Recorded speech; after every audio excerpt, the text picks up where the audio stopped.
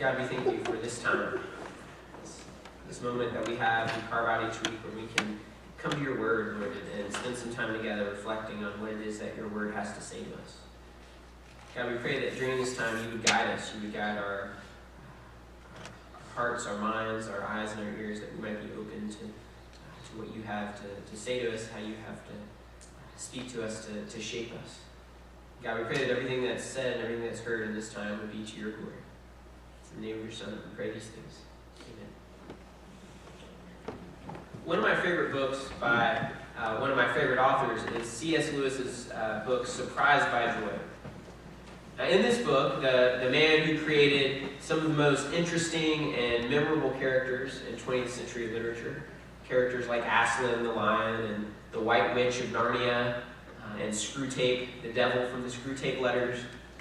This author, in this book, directs his attention toward narrating the life of a somewhat more familiar but still pretty interesting character, himself.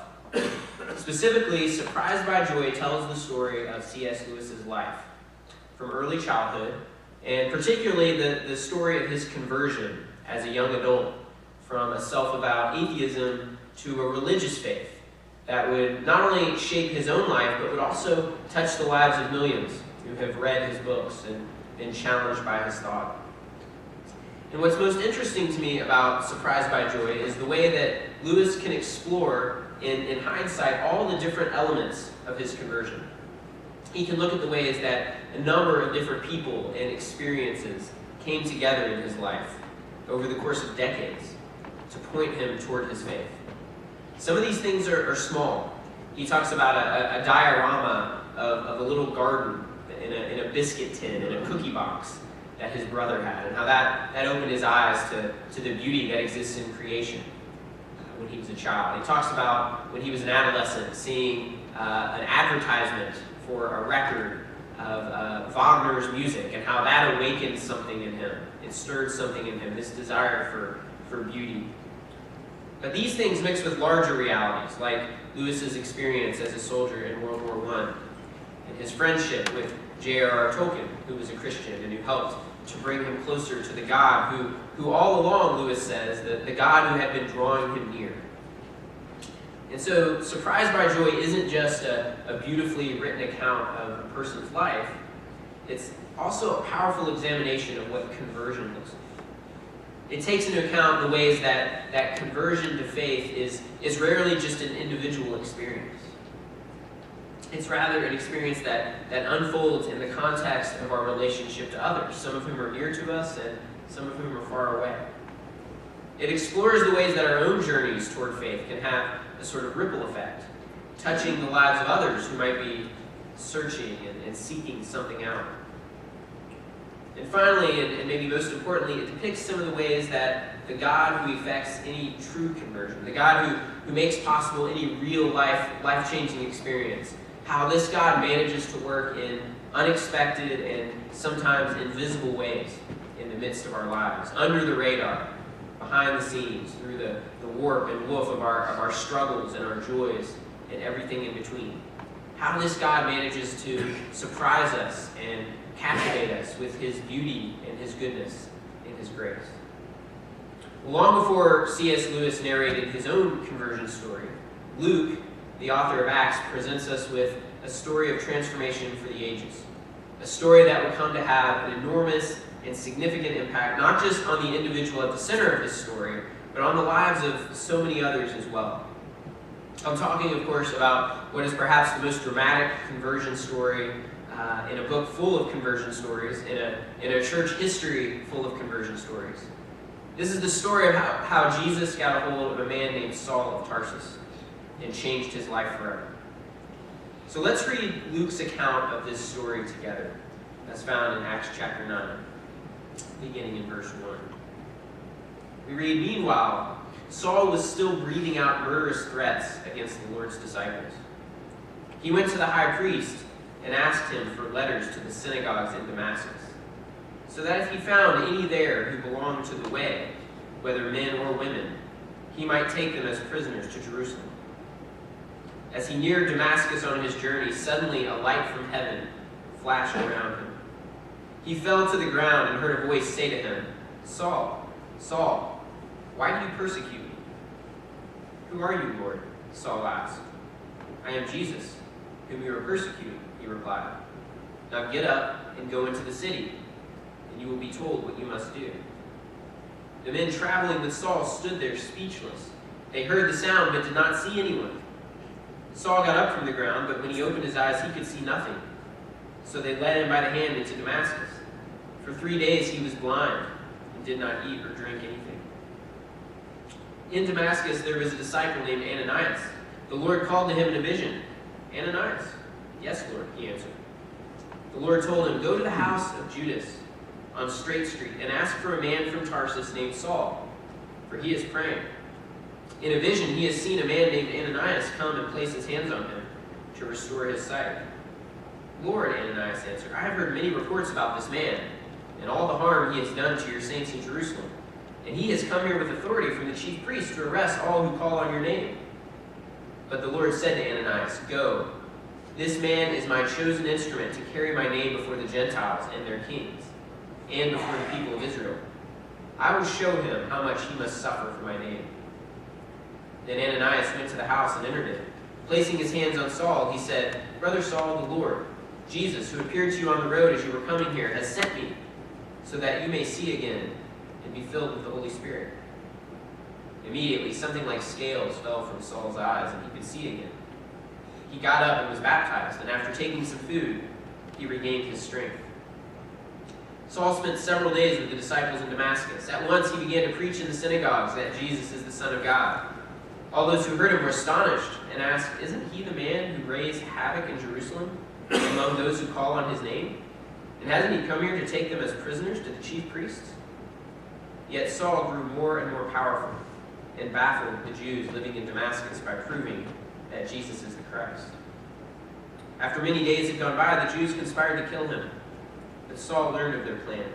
Day and night they kept close watch on the city gates in order to kill him. But his followers took him by night and lowered him in a basket through an opening in the wall. When he came to Jerusalem, he tried to join the disciples, but they were all afraid of him, not believing that he really was a disciple. But Barnabas took him and brought him to the apostles. He told them how Saul on his journey had seen the Lord and how the Lord had spoken to him, and how in Damascus he had preached fearlessly in the name of Jesus. So Saul stayed with them and moved about freely in Jerusalem, speaking boldly in the name of the Lord. This verse, this chapter starts out with an interesting word, "meanwhile." And that "meanwhile" that Luke inserts here, I think is one of the master touches that a really good storyteller can insert into a piece of writing. It may seem like a throwaway adverb, "meanwhile," but it does a lot of work. It serves to connect us with what came before. This is an episode that we discussed just last week when Philip, driven out of Jerusalem by a violent outbreak of persecution, had embarked on a journey of evangelism and fruitful kingdom building. This "meanwhile" that Luke inserts here serves to connect us to that story, to that part of what God was doing through Philip. It also serves to connect us back to the end of chapter 7, when we first encountered a young man named Saul, who had stood by and watched as Stephen, the church's first martyr, was stoned to death. And in that chapter, we read that Saul wasn't just a spectator. He was giving approval to the actions of the angry mob as they killed a faithful servant of Jesus Christ. And so meanwhile, Luke tells us, while Philip was busy spreading the gospel, while Christ's church was making inroads into Samaria and elsewhere, meanwhile, Saul is up to his same old tricks. In fact, if anything, Saul's hatred for the followers of Jesus has only grown stronger. It's only become more violent. In the words of the New International Translation that we use, we read that Saul was breathing out murderous threats against the Lord's disciples. Another translation that I've been reading this year is by an author named David Bentley Hart, and he translates this verse by saying, Saul was still snorting out menaces and slaughter against the Lord's disciples. Both ways of putting it, breathing out murderous threats, snorting out menaces and slaughter. Both of these are vivid images. They're visceral. They get us in the gut. They speak to the fact that this anger, this resentment, this malice that Saul feels toward the church goes beyond irritation with an upstart religious movement. It even goes beyond his professional obligations as a Pharisee. This contempt has rooted down into Saul. This hatred has become a part of him. Jesus said in the Gospel of Matthew that the things that come out of a man's mouth defile him, because out of the evil stored up in the heart, the mouth speaks. This kind of statement seems to apply perfectly to the Saul that we encounter at the beginning of chapter 9. He's bitter, he's hardened, he's rancorous, and he's snorting out menace. He's breathing out menacing threats and murderous threats. He hardly seems to be the sort of person whom God might be readying for a transformation. But things aren't always what they seem. And as in the story of C.S. Lewis's conversion, as told in Surprised by Joy, I think that one compelling way to read this story in Acts 9 involves not just looking at the central character, not just looking at Saul, the one to whom the change is happening, but also to look at some of the other figures in this story. The people who were gathered around Saul, the ones through whom change is happening. Those through whom God works to draw this person deeper into his love, to draw this man who is so full of hatred more fully into God's purposes. Most importantly, this means that we'll look at Christ himself. When we look at this conversion story, when we look at any conversion story, any story of transformation, including our own, the central and undeniable reality of any change, any transformation that takes hold of us, is that Christ must be at work. The real Christ, the crucified and risen Christ of the Bible. Otherwise, what we're looking at is likely not a real conversion. It's not a real transformation, but something else. It's not a life-giving, world-shifting metamorphosis. If Christ isn't at the center of these conversions that we talk about, then what we're talking about might just be a phase. It might just be a vague desire to be better. It might just be a constellation of good intentions that are really only as strong as our willpower. But when the person of Christ, when the Spirit of Christ breaks into our lives, then we can be confident that what happens in our lives, whether it's quiet or loud, whether it's dramatic or deceptively mundane, we can be confident that this is from God. And this is what happened to Saul on the road to Damascus. And if the extraordinary details of his experience, the blinding light, the power that knocked him to the ground, the audible voice that redefined everything he knew to be true, if these details are difficult for us to easily understand, well, the impact that this experience had on his life from that point forward, this impact that is going to be vividly sketched out in his words and deeds, even his way of being in the world, this might resonate with us more fully. As Willie James Jennings puts it, Saul had been a closed circle. Saul, before this moment, had been someone who relied on his own logic. He was committed to his own distorted vision of justice, until God broke open that closed circle with an unsettling question. Saul, Saul, why do you persecute me? Who are you, Lord? Saul asks, when the voice from that light speaks to him. And when I read this week, it sort of, to me, it echoed Moses' own question to the voice. If we think back to Moses' encounter with God, to Moses' question to the voice that spoke to him from flames of fire within a bush, Moses asked, "What is your name?" Yahweh revealed himself to Moses in that moment in a way that would have inescapable ramifications.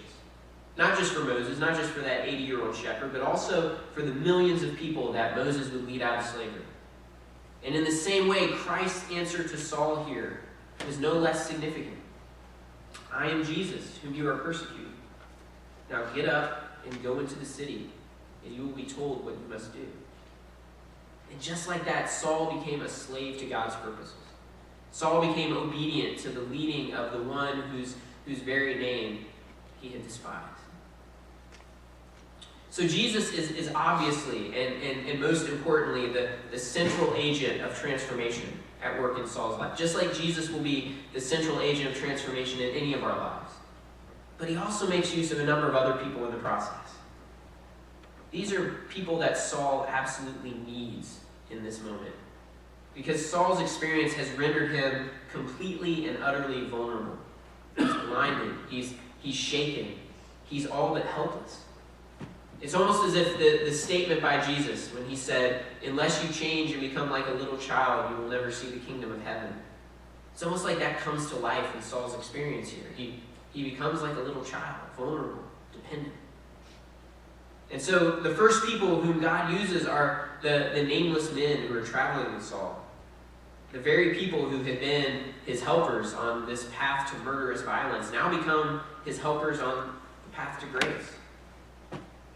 These men probably didn't fully comprehend what was going on. They certainly didn't expect their day to turn out this way. They heard a sound, Luke says. Maybe they saw a light, but they did not experience what Saul experienced. But they become instruments of God's work here. They lead Saul into the city. They take him where he needs to go. They bring him to the house of a man named Judas who lived on Straight Street. And just like that, another character is drawn into this story of God's transformative purposes. We don't know much about this figure, Judas. Apart from his name and his address, we don't know any more about him than we do these anonymous men who brought Saul into the city.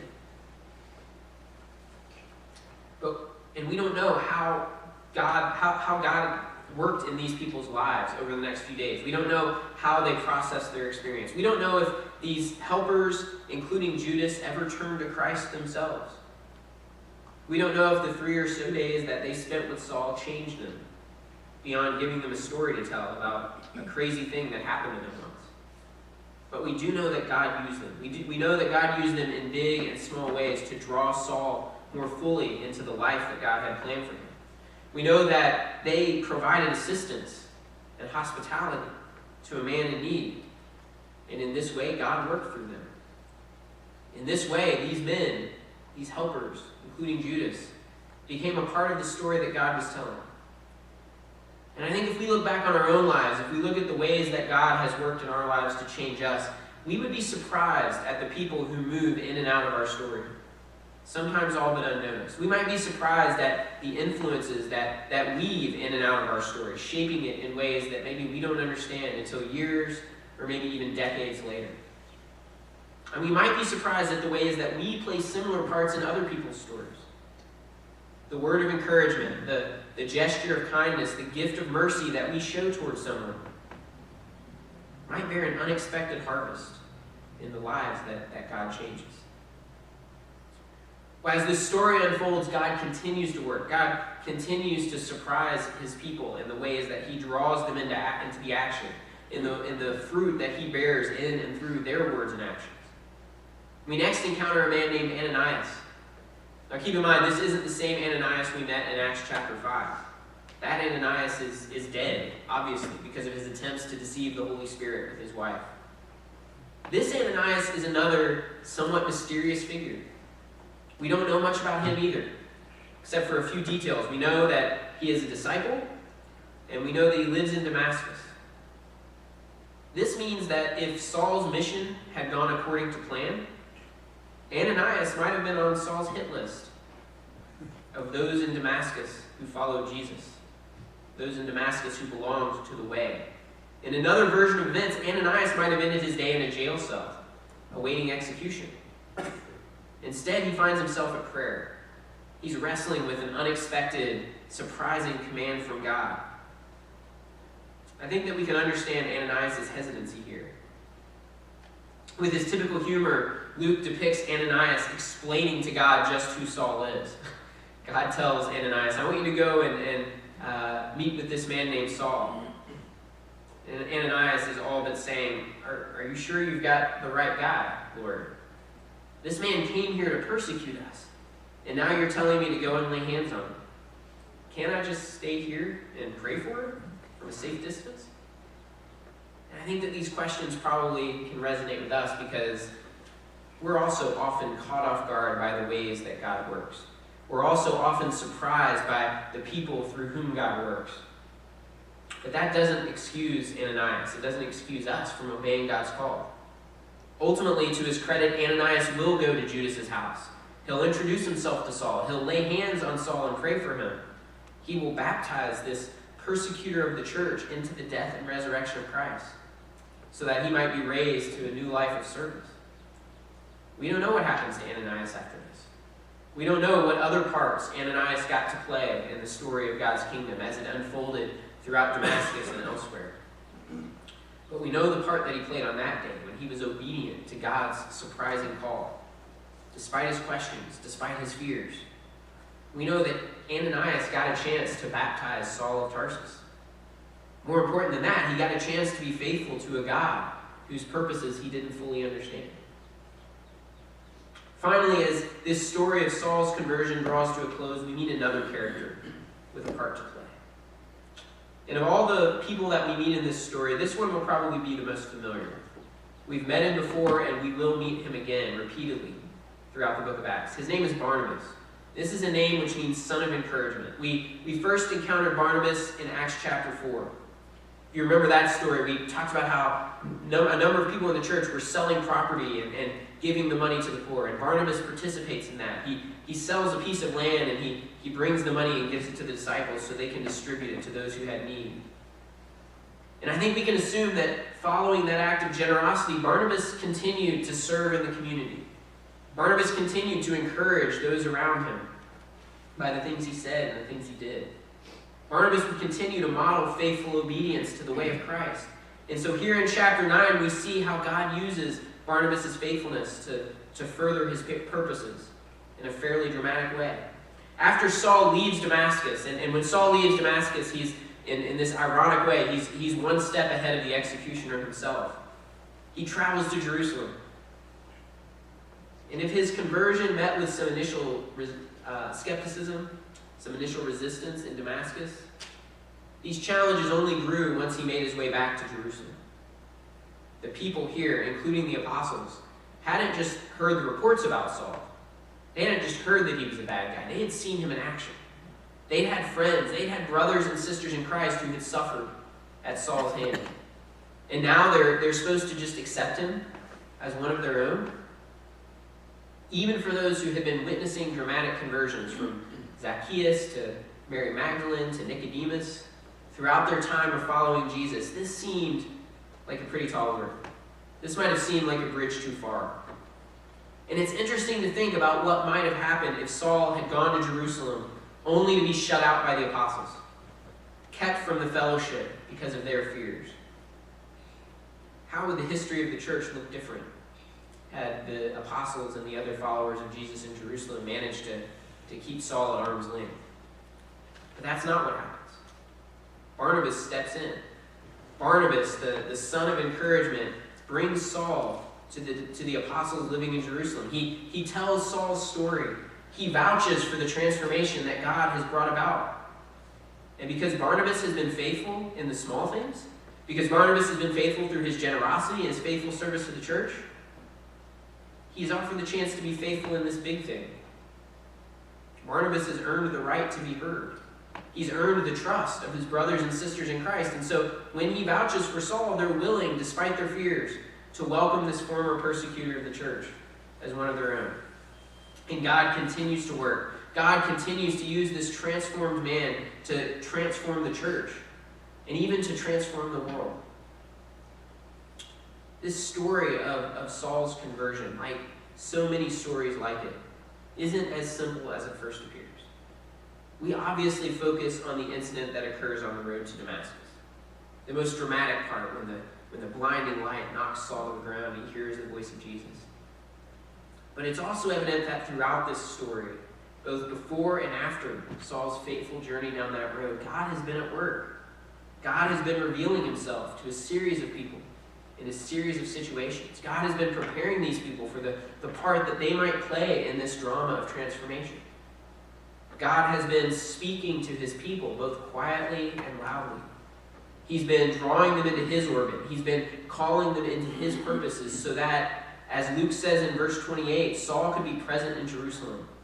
Saul could begin to speak boldly in the name of the Lord, thus beginning a ministry that would have an enormous impact, not just in Jerusalem, but throughout the whole world. And if we're surprised by this, maybe we shouldn't be, because this is how God works. This is how God works in each of our lives. This is how God works through each of our lives. the specifics, the details of God's activity might always be changing, and they might never cease to amaze us. But as we grow more and more familiar with God's story, as we're formed more and more according to God's plan, we'll come to expect the unexpected. We'll grow more and more used to a God who's full of surprises. Please pray. God, we thank you for the surprising, dramatic, transformative way that you worked in Saul's life. We thank you, Lord, that as we continue to read through the book of Acts, we'll see you continuing to work in his life and the lives of those around him. God, we also thank you for the ways that you work in our lives. Surprising ways, dramatic ways, sometimes loud ways, sometimes quiet ways. But always ways that are bent towards transforming us, conforming us more and more to your image, to your purposes. And so, God, we pray that as we continue in our own journey, in our own walk, in our own mission, Lord, that you would continue to reveal to us how we might be those people in the lives of those around us, those people who introduce you to others, those people who draw others into your plans. And Lord, you might continue guiding us as you guided Ananias, and Barnabas, Judas, and others to be faithful. Be faithful in the small things so we can be faithful in the big things. We love you, God, and we praise you. It's in your Son's name we pray these things.